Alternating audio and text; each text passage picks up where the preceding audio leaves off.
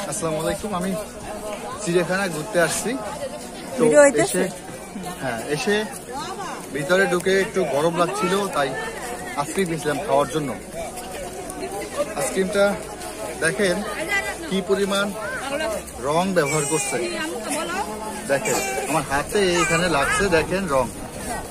এমন একটা টুরিস্ট স্পটে পরিবার পরিজন নিয়ে মানুষ আসে ঘুরতে, যে বাচ্চাদের বিভিন্ন পশু পাখি বা প্রাণীর সাথে পরিচয় করিয়ে দেওয়ার জন্য।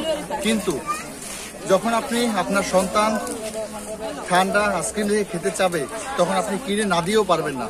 কিন্তু দেখেন এটা দেখার মতো লোক নাই যে এর ভিতরে আইসক্রিম বিক্রি করা হচ্ছে, সেই আইসক্রিমগুলো আসলে খাওয়া উপযোগী কিনা। দেখেন রং আমার হাতে কিভাবে লাগছে। এগুলো যদি বাচ্চারা খায়, এই আইসক্রিমটা মুখে দিলে মুখে নেওয়ার পরে তিতা লাগে, মানে এত পরিমাণ কাপড়ের রং ব্যবহার হয়েছে যে আপনি মুখে নিলে তিতা লাগে। যারা আইসক্রিম কিনে খাওয়ান তাদের বলবো আপনারা এই ভিতর থেকে আইসক্রিম কিনবেন না, কারণ এই আইসক্রিমগুলো একদম অস্বাস্থ্যকর, কাপড়ের রঙে ভর্তি। আইসক্রিম আপনাদের সন্তানকে খাওয়াবেন না, আপনার সন্তানকে খাওয়ালে আপনার সন্তানের জন্যই এটি ক্ষতিকর। হাতটা ধুই, হাতটা কতটা অরেঞ্জ কালার, মানে দেখলে মনে হয়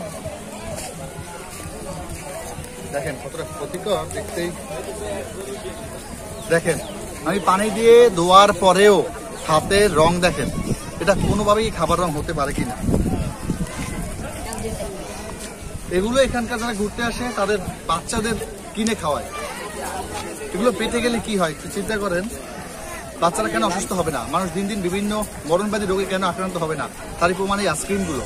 এরা কোথায় উৎপাদন হয় এই আইসক্রিম, এই ব্যাপারে আসলে ভোক্তা অধিকার কি কাজ করছে, এটা একটা প্রশ্ন।